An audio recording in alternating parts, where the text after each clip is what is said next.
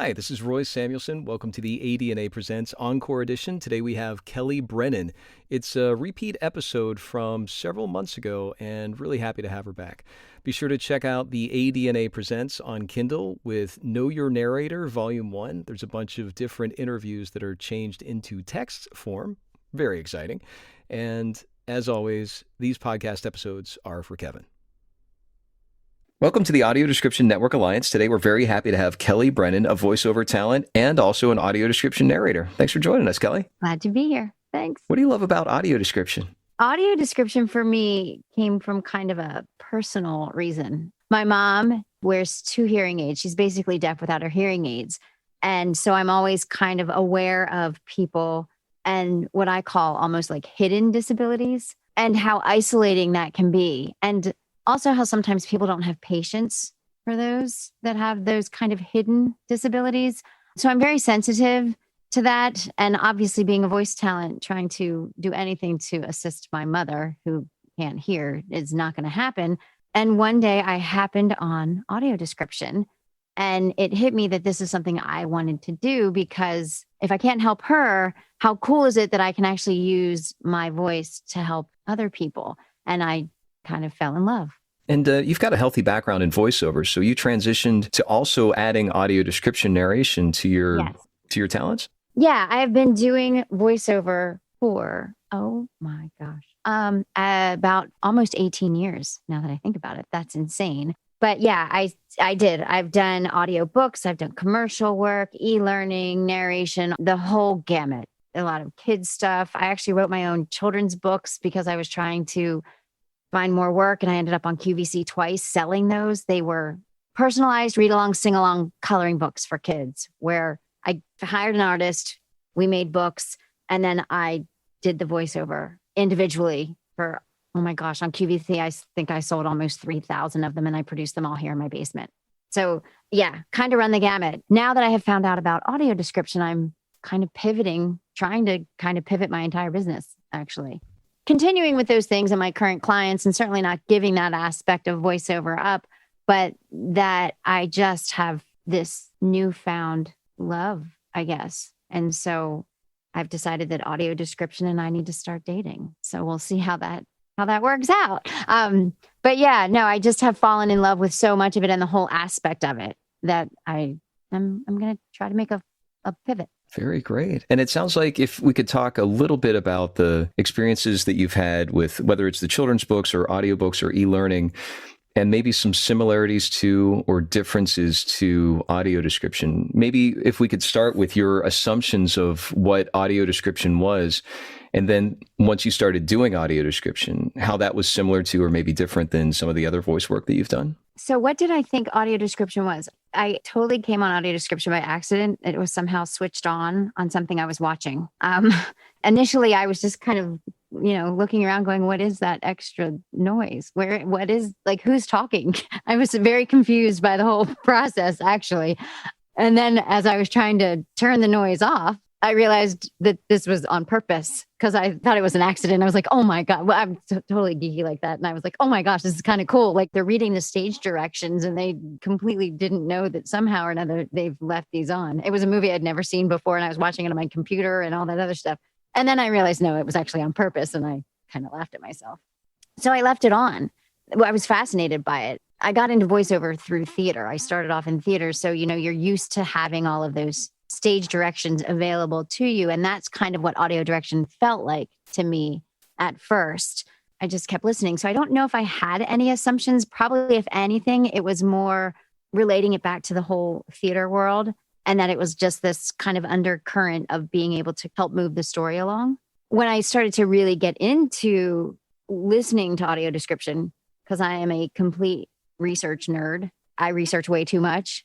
It was interesting to see that there were these different styles of audio description. And then to like what your question really was how does it relate back to me? I had to kind of listen and decide like, what is this audio description business and where do I fit and how do I fit? And I still think that you fit wherever the person who's hiring you thinks you fit, really. I think that my voice tends to lend to a younger market. But it's interesting because I think that sometimes I'm working on things that are a little bit opposite that, which is an interesting sound. Just like sometimes, you don't listen to me and say, oh, she should do medical voiceover because I don't have that kind of clinical sound, but I have actually gotten hired for a lot of medical voiceover when I'm talking to patients. If I'm talking to patients about their choices when it comes to breast cancer and all of that. So I have found that while in my mind, I've sometimes might pigeonhole myself to a certain sound by allowing clients to say, well, you might not be the typical sound for this specific category, but because of who our market is, you actually play well to it. So I think sometimes I have to make sure I keep myself open. I don't have to just pigeonhole into one little spot. That was a really long explanation. I'm sorry. It's so great because what I'm hearing is that adjustment, that tuning that you've made really feeds into your research nerd and your curiosity. In other words, I'm hearing that by you simply asking, where do I fit? You're trying to see, okay, here's this background I have with doing voiceover, with doing research, with really recognizing how I've been hired before and how that may or may not fit my expectations, that you're really open to finding what that fit is and to adjust and tune accordingly. That it's a successful model for you to accomplish what you want within other areas of voiceover. And of course, it's going to apply to audio description is what I'm hearing. Yeah, I think it is. It's that ebb and flow where, as an actor, we all are typecast. You're an ingenue, I can't think of anything else right now, but you're a character actress, those types of things. So I think, and a lot of times as an actor, you like to try to say, oh, I can do everything. When in reality, you do kind of get pigeonholed and you tend to book the same types of gigs. And what I have found in voiceover is that while you can book the same types of gigs, and yes, nobody can do everything, even though as an actor, we think we can and we want to be able to, but that doesn't mean that somebody isn't seeing you. Like I said, I might have done a Barbie commercial. So people are like, oh, she's got that voice. She does everything for kids. But then I'm explaining to women about their choices of breast cancer in a medical thing because I still do have that real conversational sound. So it is almost kind of like, oh, that's just your friend telling you all of this medical stuff to make it seem easier, which is not a route I would have ever gone until someone approached me for that. That's great. And with that patient medical information, that you're providing access to something in the same way that you're providing access to those, as you said, and I don't think I've heard that stage directions before, that theater comparison that within audio description. It's really nice. Yeah. It's so what it is too. Like stage directions do that. They kind of do what audio description does. So when you look about your research over the last however many years that you've been doing research in audio description, have you seen some changes in audio description since you started? There does kind of feel like there's two camps, and I'm not going to say which camp I think is better than the other. No, I'm just kidding. I don't, there isn't one that's better than the other. There seems to be two camps. There's kind of this camp of the sound is, I don't want to say not emotional, but it is much straighter. It's just providing information. It's not necessarily leading the audience either way. It's just kind of right down the center. And then I think there is another camp where there is much more melody to the description.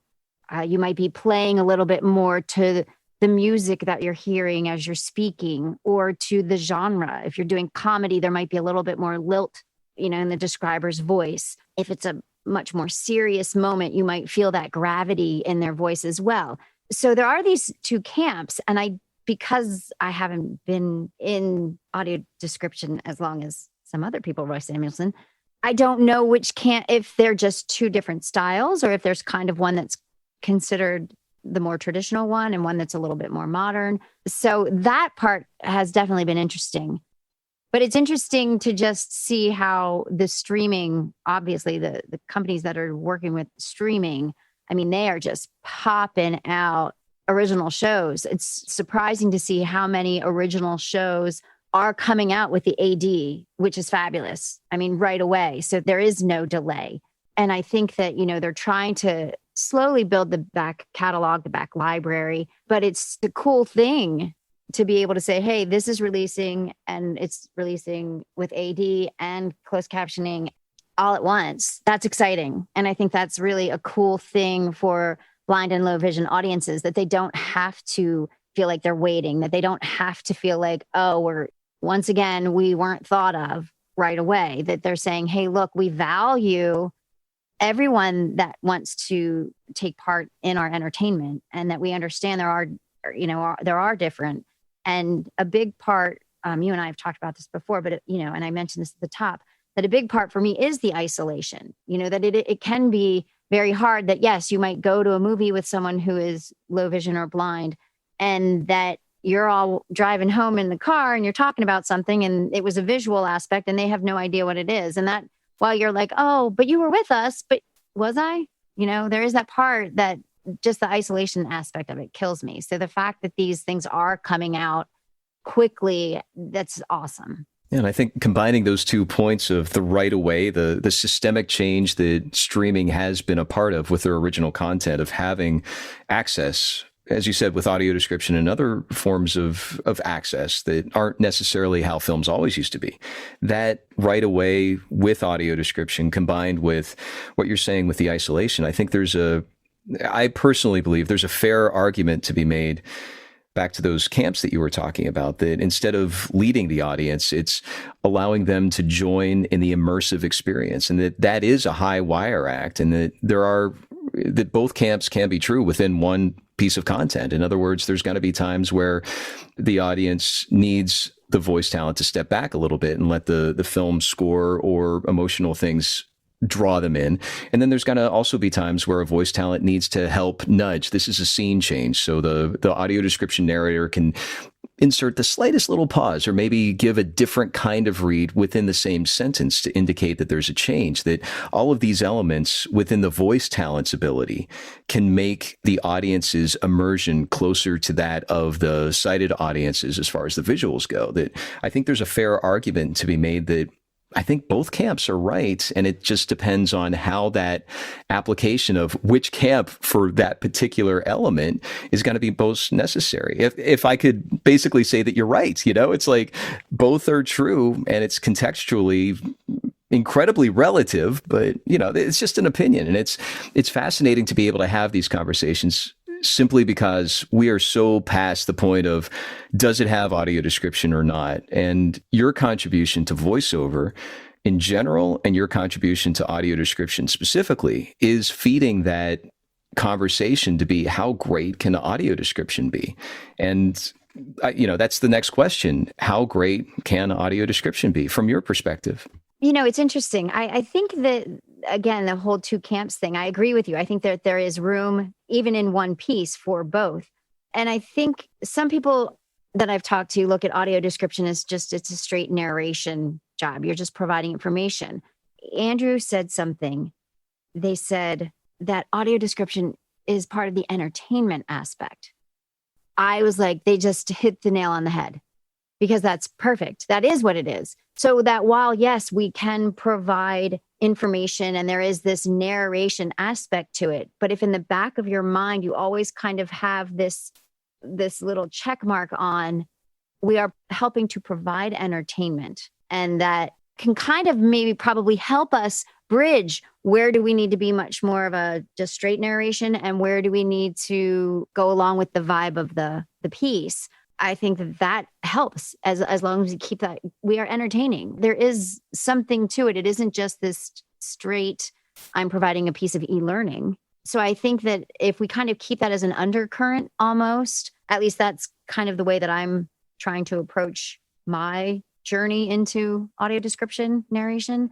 When they said that, I was just, a light bulb went off. I'm like, that's exactly what it is. Very great. And it's so great to hear that this streaming company, which is one of the newer ones to join audio description access, to be able to have that perspective and be so clearly vocal about it. I mean, that's what we had said earlier.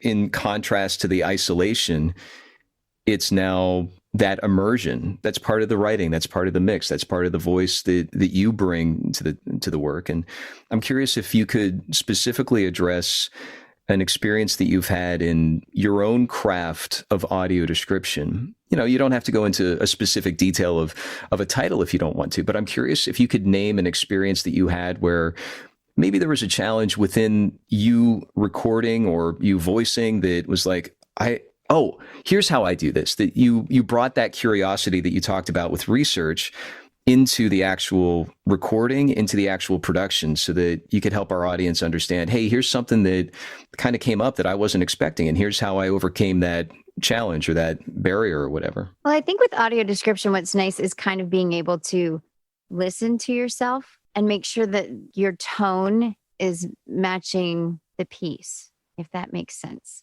So for example, if I'm doing something that's more geared towards kids, my voice is probably going to live a little bit higher in my space because it just lends better. That's kind of a friendlier tone that kids can hear. But if I'm doing a piece that's a little more dramatic, then I'm going to make sure that I'm living down in my lower tones. I don't know if I'm really answering your question. This is great. Yeah. Oh, okay. So that is something that I have kind of found when I'm looking at the piece that I've been given. Like, where does it need to live in me to make it believable and make it accepting to the audience that's receiving it? It kind of came on me as a surprise as I was listening back to a project I was working on. And it was my second audio description project that I had done. So I was listening back and I was watching the piece with my description. And I had realized, because I was nervous because it was new and I wouldn't do a really good job, I was kind of living up here. And I was like, okay, I sound like a 7-year-old who is narrating a piece that needs to be done by a 30-year-old, And so I had to make sure that I kind of redid the whole thing because I wanted to not sound completely out of place. Yes, very great. Well, I think you've already answered this, but I have to ask if you'd like to add anything more to it.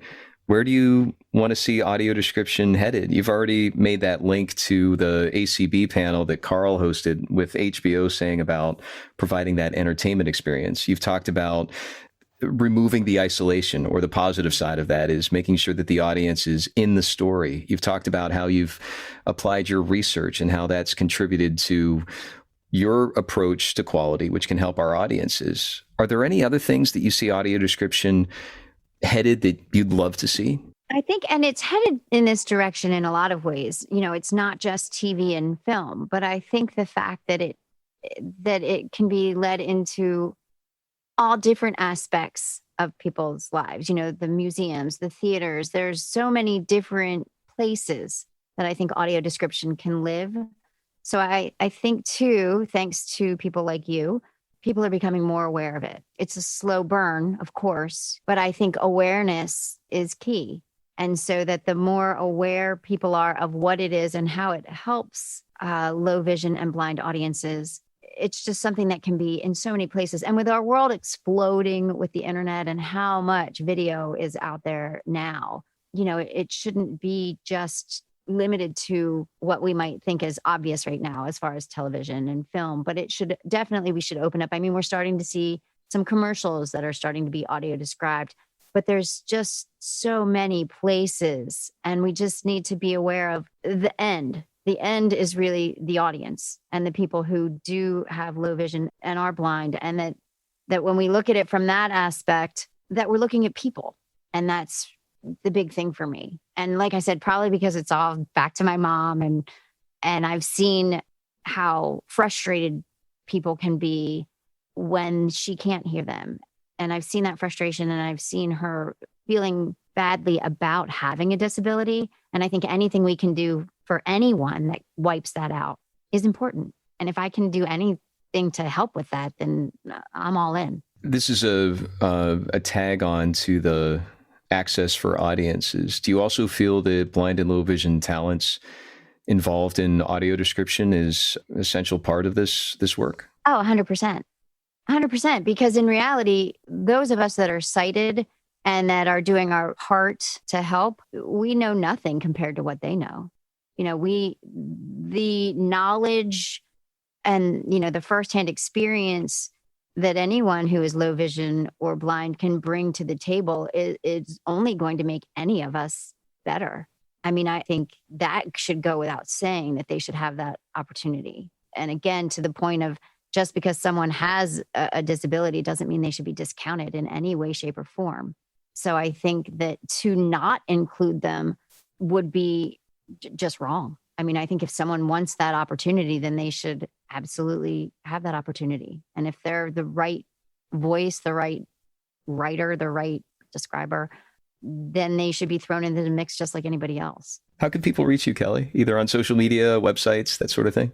KellyBrennan'sVoice.com. KellyBrennans voice.com. Thank you. Thanks for joining us. Thanks for having me, Roy.